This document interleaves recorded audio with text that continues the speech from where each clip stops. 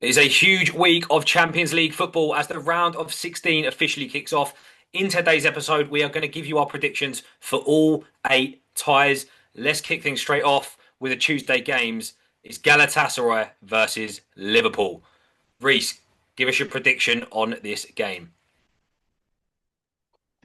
Yeah, very interesting game actually. I know that Galatasaray got the better of Liverpool in the sort of group stage, if you will, but their Champions League form hasn't fared very well since. I think in their last six Champions League games, they've won one, which was of course against Juventus, um, and lost four. So it's quite a difficult one for them to navigate, I think, because they you don't know what Galatasaray team you're going to get.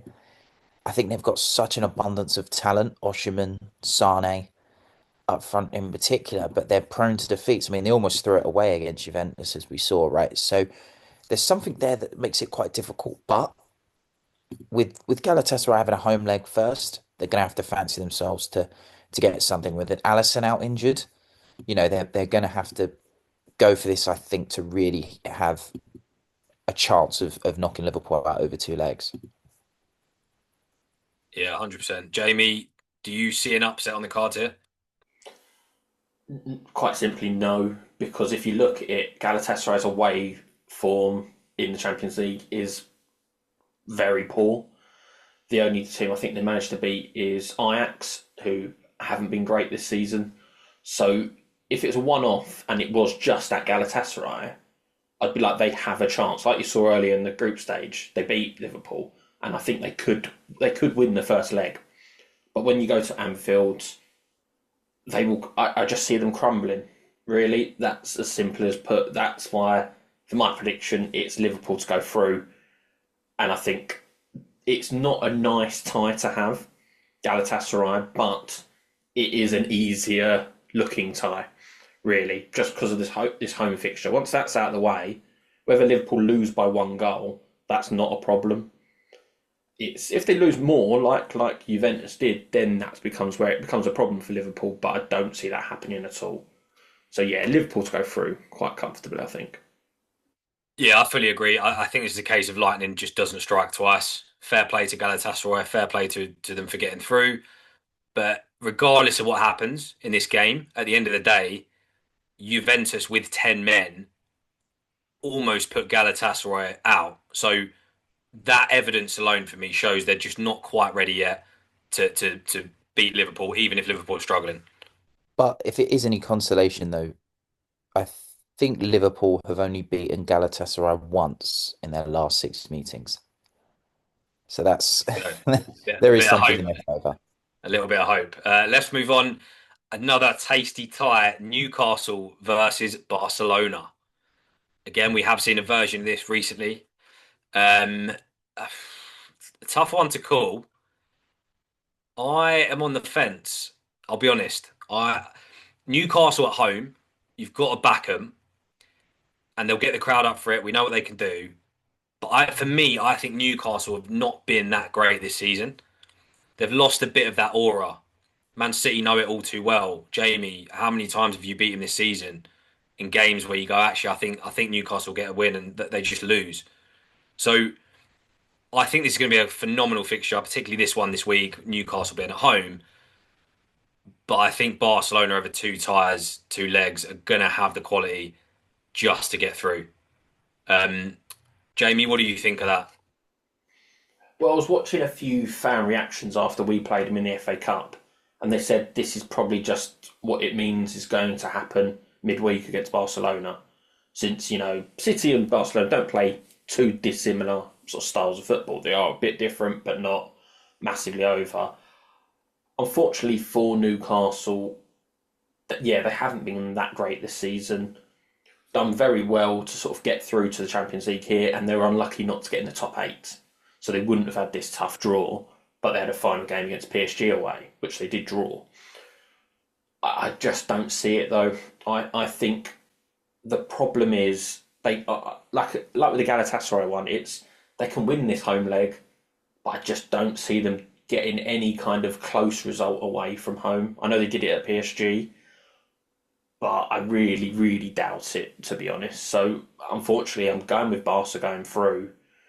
I'd like to see Newcastle do the upset, but I think it's very, very slim chances of that happening. Yeah, I think we saw that these two teams battle out a good game at St James's Park, didn't they, earlier in the season with Rashford getting both a 2-1 win. Barcelona have definitely improved. I think particularly this year domestically, we've seen more what they're capable of and quite rightly cementing their place as one of the competition favourites. However, they've gone 11 games without keeping a clean sheet in the Champions League. And to me, Newcastle are not afraid of anybody. We know what St James's Park is like on a Champions League night. Barcelona, of course, have experienced that and they were able to, fight fire with fire. But this Newcastle team will go at them. I think following the disappointment of the FA Cup, they might look at this as well. This is all we've got left to play for now. Depending on how, if their Premier League form picks up. So they're going to go all out here. Newcastle are more than capable of beating Barcelona, in my opinion, at home. If not, away. They are capable of getting a result. That's the type of, the fight we see in this team sometimes. But I think this might be a difficult game. I think the first leg is definitely going to be the decider in this. Perhaps I can see a draw, a score draw becoming a thing with Newcastle giving it their all in the second leg. But I think one thing's for certain is, Newcastle are going to go all out. And, if they're going to knock Barcelona out, it's a hell of an achievement. But we know they're more than capable of doing it. Yeah, they've got to go and nick a win at home and then just sit back away and hope something happens. And what I will say just quickly is they are in what I'm calling the Europa League side of the draw. If they can knock off Barcelona, suddenly we could have a whole different narrative on their season where you'd almost fancy them to maybe get through to the semis or the final. So yeah, Newcastle fans will be hoping on that one. Let's jump forward. Atalanta v Bayern. I'm going to be blunt on this one. I've been watching Atalanta recently. They have 0% chance of going through. Been struggling to beat teams. They've been struggling. I think it was away to Sassuolo, if I say that right, with 10 men. So they're conceding to 10 men away to weak Italian teams. They're struggling to win games at home against Udinese. They are going out. Simple as that. Any disagreements on that one? Absolutely not. No, I think Bayern are one of the strongest teams. Finishing second, obviously, in the group stages. This should be a comfortable home and away win. Even if they pick up a draw here at Atalanta, Bayern will be too strong for them over the two legs. So, yeah, it's once again, I think it's a comfortable tie, but that's what you deserve when you come second in the group stage, to be honest. So it's not that surprising. I mean, Atalanta made a good account of themselves, knocking out Dortmund. They did really, really well and deserve a lot of credit. And they got some really good players where I think they can cause Bayern problems. But to me, I think the only person stopping Bayern from going through is probably Company himself. If he overcomplicates it or, decides to maybe defend and it goes wrong, I don't know. But I see Bayern Munich being too strong for them. They're my competition favourites, Bayern. I think they know how to turn it on when it matters, and I think this might be the example where they really click into gear now. All right, let's move on to Atletico Madrid versus Spurs. Relegation on the weekend, Champions League in the week. How are we predicting this one? Jamie, we'll come back to you. It's weird seeing Simeone saying that Spurs are favourites to go through in his press conference. Obviously, it's slight mind games in that, but Spurs did come in the top eight, and Atletico didn't. So Yeah. I understand the sort of reasoning behind it. It would be funny, like this is a whole hypothetical. Spurs get relegated but win the Champions League would be pretty funny. If I don't know if you take it if you're a Spurs fan, you probably would. I think you would because you could even upstage Arsenal if they won the Premier League by saying we won the Champions League. But back to the sort of game, it's actually a weird game where I don't completely write off Tottenham. I think if they were playing a Barcelona type, I would say it's over. Spurs will lose and get absolutely battered. But Atletico are so hit and miss as well. So I could see Tottenham actually getting through. If I was going to put money on it, I'm not putting money on Tottenham unless they play against City. So I am going to go with more of an Atletico going through. But I'm not going to be that surprised if Spurs do somehow get through, because I don't think this Atletico side are as good as what they previously have been. And sort of one week they'll be very good, and one week they'll be terrible. Like the sort of 4-0 against Barcelona, then losing 3-0 and nearly knocking themselves out in that sort of two-leg tie. So that's why I still give Spurs a slight chance. But if I'm making a prediction, it's Atletico to go through. Yeah, it'd be a very Tottenham thing, wouldn't it, to get relegated and win the Champions League? And to be honest, I think Atletico Madrid are there for the taking. They've not kept a clean sheet at all in this competition. Which is when you think of Diego Simeone's side, it seems almost unheard of. But the team are no longer filled with Diego Godin. They're no longer filled with the Mirandas. They now have an amazing attack of the likes of Alvarez, of course. Griezmann has been a ever present, and they're a team in transition where they seem to be trying to find themselves out, which is of course what we saw in the cup against Barca. We seem to get two sides to Atletico Madrid. They beat Frankfurt 5-1 at home and then lost 4-0 to Arsenal away. Then they went and beat Inter Milan 2-1. So you just don't know what team are going to turn up. And I think Spurs can use this as leverage to get their Prem season back up and running, because they did well. Regardless of who they play in the Champions League, they did well. And I think Atletico are there for the taking. And I wouldn't be shocked if Spurs go through here. It'll be tight, but they're more than capable of doing it, because I just think Atletico Madrid at the moment are still trying to work out who they are in this new transition period, because they've got an exciting team, but in attack they're more exciting now. They're not this defensive team that we know, and I think they're just working that out. So I'm going to put Spurs to go through over both legs here. Yeah, I kind of agree. It is actually tough because, like we've seen last season, absolutely awful in the league, but then they turned up for the Europa League by hook or by crook, got the win. So, look, I don't think for a second they're going to win the Champions League. Again, I'd put those odds at 0%. But this is an interesting game. Like, for me, my prediction is that both home teams in the legs will win the leg.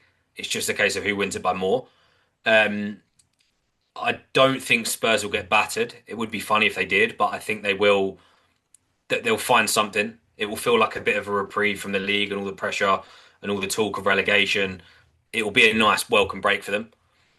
And actually, arguably, the way Atletico play, Spurs might have more of the ball and might have more chances and more attacking. So a bit different to what we've seen recently in the league. Um, I I'm going to go Atletico Madrid to get through. But as I said, similar to what you said, Jamie, I wouldn't be stunned if Spurs got through, and it would be quite funny. Um, so yeah, tough game to call. Let's move on to the Wednesday games. So we've got Leverkusen versus Arsenal. Arsenal, tournament favourites. Let me repeat that. Arsenal are favourites for the Champions League. Now we can talk about what we think of that. Well, I'll tell you what I think of that. I think it's nonsense. Arsenal, yes, at the minute are the best team in England. Blah blah blah, doing well in the league. They have never won the Champions League in their entire club history. And I still believe European pedigree is a thing, even despite the cup draw, even despite, some of the teams they may face. But I think they'll get past Leverkusen because Leverkusen are not great. Yeah, that's my prediction.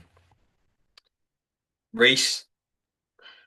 Yeah, I mean, look, Arsenal were flawless in the group stage, but the reality is that doesn't matter. That doesn't win you the trophy. Actually going to the final and winning it wins you the trophy.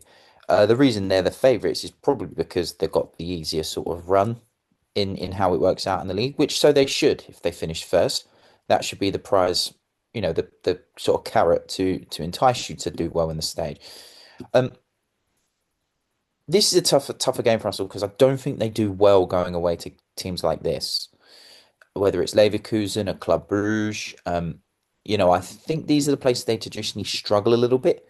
If they're playing Bayern Munich, it might have been a different game, but it's a lot tougher for them. However, this is where, of course, as long as they don't lose by a couple of goals in the first leg, then the home leg should fall into their favour. Um, it's yeah, it's a matter of how much up for it Leverkusen are going to be. If they think it's all going to be up into the home leg or bust, then we can expect to see that. Whereas Arsenal sort of know, they've got to go in there with that favourites tag. Whether they deal with that pressure or not, I don't know. So it's interesting to see. I do expect Arsenal to go through over two legs. I don't think it's as straightforward as people think. However, just as a little nugget for you both, they are the two sides that have finished invincible in the 21st century. So this is the invincible derby, if that helps. So quite an interesting game here, but I think Leverkusen will win the first leg, 1-0. I mean, Leverkusen couldn't even beat Mainz at home. To give you some perspective, No, they but they have won some good games in the league. So I don't think it's that detrimental really. They still went away to Hamburg and beat them, didn't they? Which isn't an easy place to go this season. well, their only significant wins have been against St. Pauli, and we know what we think of St. Pauli. They went to they went to Frankfurt away, got a result. They're very patchy. I would say that they're very, again, what team are going to turn up? They held Newcastle to a draw at home as well. So it's a matter of, which team is going to turn up and do it. Didn't they beat City as well? I was City. keeping quiet about that, to be honest. So, so you I see what knew I that mean? result. I knew that result when you were saying, "Oh, the biggest result," and I was just like, I'll keep quiet about this one." Yeah, so again, you just don't know what team are going to turn up, and that should be a real warning for Arsenal. I think they obviously they're going to be there to mean business, but the first leg is going to be tough. Um, look, the point of them being favourites, I think it is justified because they came top. They won all 8 games. They did play Bayern, beat them. They did play sort of Atletico. You've got teams who are still in the competition that they've come and beat, and the draw is favourable to them. Like if you look like you called it a Europa League side draw, where it's the only team that have won it is Barcelona, and that was over 10 years ago. So it is a favourable side to draw. So that's where I do think the bookies' odds will be, because on the other side of the draw, you can't definitively go they're going to get to the semi-final or they're going to get to the final. So that's why I do think the bookies' odds are probably correct. Just Arsenal, and you remember the top of the Premier League, they're unbeaten in the FA Cup, Carabao Cup. They're not unbeaten in non-Premier League games.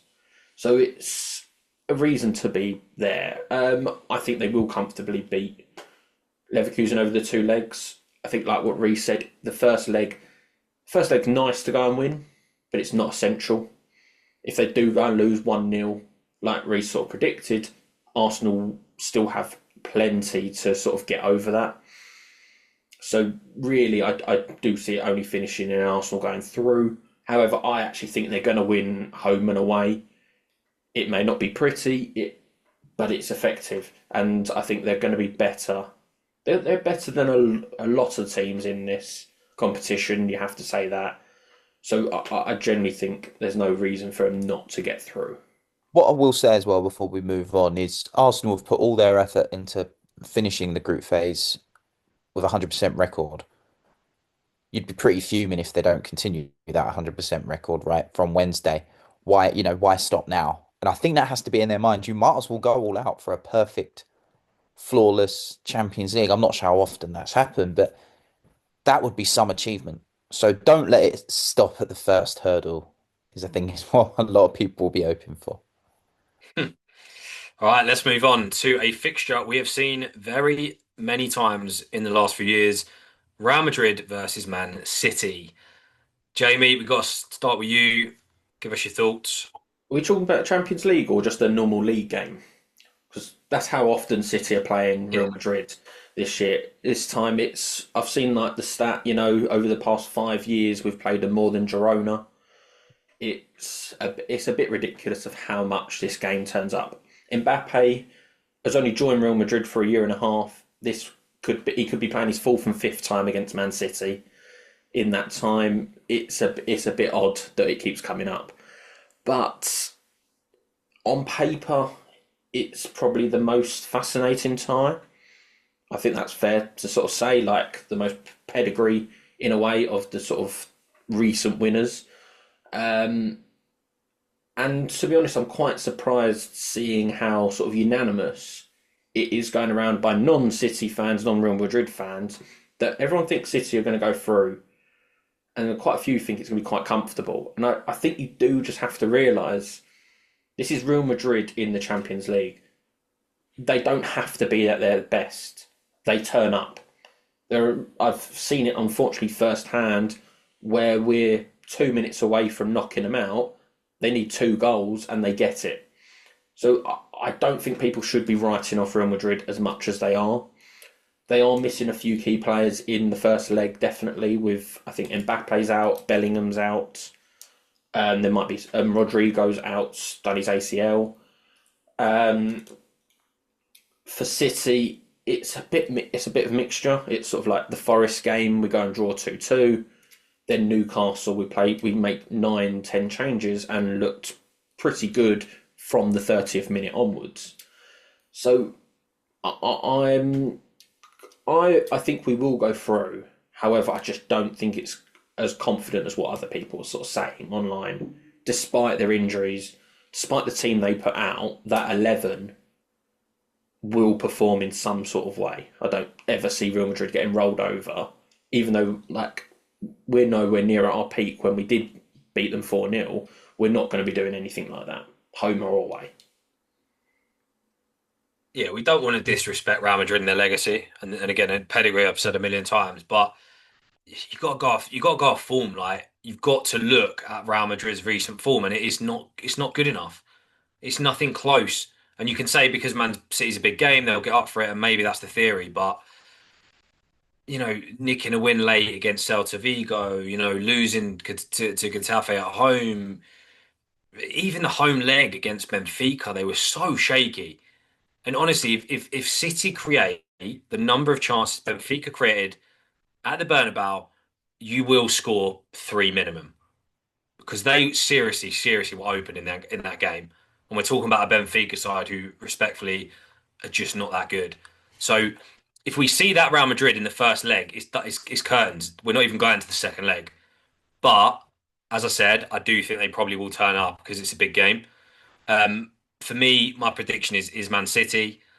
Um, I I know City have been a little bit hit and miss, but I think you'll create so many chances. If Haaland's fit, he'll score 2 or 3 goals minimum over the 2 legs. So I can't really make a case for Madrid. Reece, where do you sit on this one? City comfortably. I've got no doubt. Um, I think this Real Madrid side were knocked out by Arsenal last year. I don't see them doing it again. I think City will be reeling, after being knocked out by Real Madrid previously. I think with all the Real Madrid's injuries as well, former Preston left back Carreras isn't going to play either. Um, Carreras, I'm sorry for butchering that. I don't see this happening. I know this is probably what Real Madrid have got left because I think Barcelona are going to go on to win the league, so they might go all out for this. But with the injuries they've got, I think City will go through comfortably. I think they'll win the first leg by a couple of goals, and then it'll be when Real Madrid's players return at the Etihad, that's when it's going to be interesting because they're going to go for it. But I think overall, City will have too much for them. All right, let's move on to another mouth-watering tie. PSG versus Chelsea. Again, another tough one to predict. Where do we even start with this? Jamie, what are your thoughts on this game? Um, this is a tough one to call, to be honest, and it's mainly down to Chelsea. I don't know what team Chelsea are going to do. I don't know what they're going to do. I don't know how Rosini's going to sort of put his tactics out because you've seen a range of them. I think since the short time he's been at Chelsea, he's got different tactics and he tries different things, and it hasn't fallen completely on his face. I know he got a lot of criticism after the Arsenal second leg game where he didn't go for it for quite a bit. and then you end up losing because you were completely gun ho. That's I do see it falling on his face at some point, and that's what all managers do. Don't I'm not saying it's just on him, but at some point there will be a time where it falls completely on your face. It may not be these 2 legs. It may be when you play another team left in the Premier League. But my prediction will be it will fall flat on you. Like he's going to try something that is a bit unorthodox, and it's not a bad thing for trying it. But I do feel like it's going to blow up in your face, and you're going to be sort of going right. We're in this game, like say 1-1, and then boom, sort of 5 minutes later, you're 3-1 down, and you're like, what the hell happened? I just see that happening, and I think PSG will be too good overall. So I'm going with a PSG, but Chelsea, like I said, Chelsea are just so unpredictable. I don't know if they're going to be any good or not, really. And that must be frustrating for you as a Chelsea fan, Jordan. But that might be why you're confident, or Reece predicts Chelsea to win. It's one of them where I honestly don't know what Chelsea are going to do. So I favour more towards you're going to mess it up rather than be absolutely brilliant and go through. Yeah, I think that's our issue at the minute. We're very capable of throwing a game away with a red card or shoddy defence or something like that. But my prediction is that we go through, and it's because one, we always deliver in big games. And look, it's completely different. I know we spanked them in the Club World Cup final, and they'll definitely want some revenge for that, by the way. But this isn't about them wanting revenge. This is about, are we better than them on our day? And a couple of things in our favour. We'll absolutely be up for this game, and I think we will turn up, and we won't make the stupid defensive errors that we've been making. But I like the fact Rosenior knows PSG inside and out. And I do think people will overlook that. But if we look at his last 2 results against PSG with Strasbourg, it's a 3-3 draw away and a 2-1 win at home. So if you want the case for Chelsea to get through, that's your evidence. If he's capable of tactically outclassing PSG with Strasbourg, you best believe he's capable of doing it with Chelsea. And then the other case is you look at PSG's recent form. On Friday, beat by Monaco at home. Monaco are a state of a side, by the way. Awful. You then look in the Champions League at the recent game. Again, PSG couldn't beat Monaco at home. So, again, and by the way, I'm pretty sure in the first leg, they were playing against 10 men. Yeah. So, PSG have scraped past Monaco, playing them with 10 men, and they actually got a man sent off in both games. So that will fit us perfectly because we only play with 10 men. So even with 10 men and a red card, we still have a chance in this game. So there's your bullish case. Get your money on Chelsea to get through. You're welcome.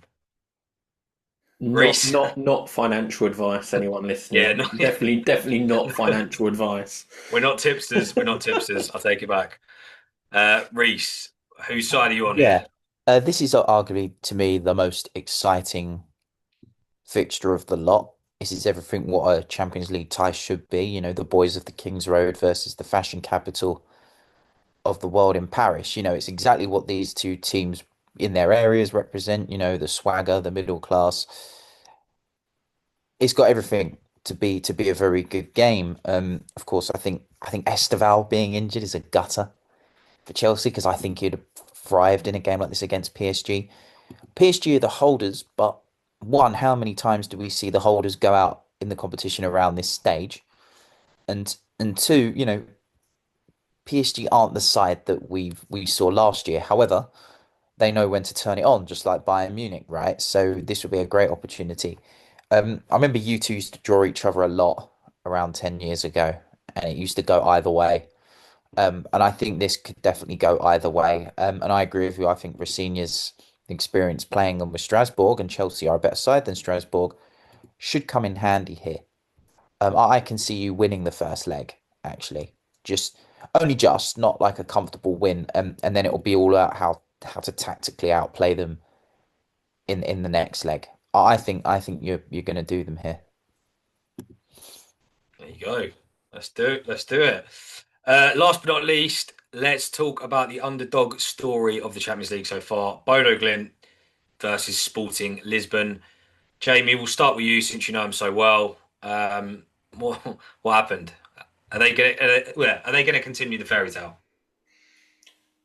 No, they're not as simple as that because this is the typical beating the big dogs, doing all that. Everyone now goes, "Oh yes, it's great for them." They look at a great side, blah blah blah, and they're gonna get knocked out by someone that are sort of not on that same pedigree. And this is exactly the case. I think they had a better chance if they drew us. If they drew us, I think they would have had a better chance because it could have continued this underdog knocking them out story. But because they're playing Sporting, not many people are going to be sort of not the players wise, but in terms of like media and watching the game, going to be as up for it as what it would be if it was say City or Real Madrid, Chelsea, whatever. It's one of them where I just think because they got Sporting, it's just they're going to get knocked out, and it's everyone's going to be like, oh right, that sort of like sad, but it is what it is kind of thing. So that yeah, so I do think Sporting will knock them out. Um, Look, Bodo have been brilliant in the past. I don't know what 5 games, 4 or 5 games. It's not they've not done it throughout the whole tournament. Like on the early stage of the group stages, they weren't great. Probably should have been knocked out, but we played terribly and they were brilliant. Then the same happened with Atletico, and then the same with Inter. And I just think this is it now. Someone's just going to knock them out, and it's going to be a team who you least expect it out of the list that I've just mentioned there. So yeah, so fairy tale over, unfortunately. See, I'm really struggling with this, right? I'm very much on the fence, and I actually think this is probably one of the hardest ties to predict of all the lot. Um, I think there is something to be said by momentum, and this is because this isn't. If you look at their games, it's not a one-off. It's not like they've just beaten Man City and it's the biggest result of their lives and they're amazing, blah blah blah. They've beat Man City. They've then gone away to Atletico and won. Then they've beat Inter at home. Then they've beat Inter away. I mean, that game was crazy. Inter had like 30 shots. So that's 3 major teams they've knocked off in 4 games, and they've won all of them. Like I know it's a weird one because it's Sporting and there's not as big a side, but you can't just. I don't know. I feel like you can't just say it's luck. Like for it to be 4 games, you've got to have something about you. Um, so I think they might get through. Sporting are a good side, of course, but there's something about it. And one other thing, they've not got a game in the middle because I believe their league season's only just kicked off, so their timeline's a bit different. So from what I can see, they've not got a game in between Sporting games.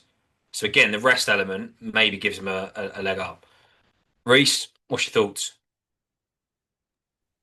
Yeah, looking at this, I agree what you mean. Is when you have a team, an underdog team that does quite well against the big boys, they do seem to lose when it matters. Again, this is a game that's going to be decided in the home leg. I would argue that Sporting have probably watched what Bodo Glimt have been doing and probably go, okay, right, well, this is how we're going to combat that.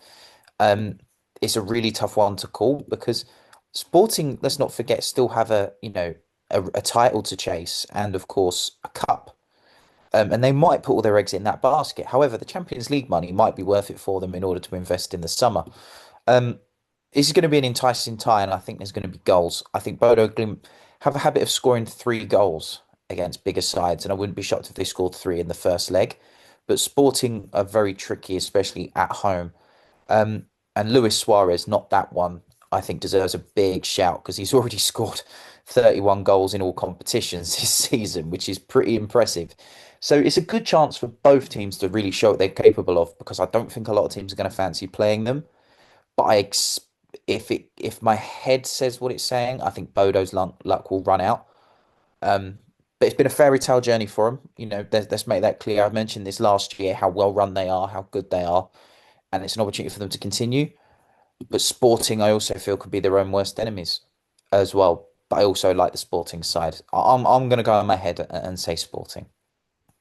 All right, there you have it. 8 tight predictions. As always, we've had our say. We want to hear from you. Make sure to like, comment, and subscribe. You know the drill.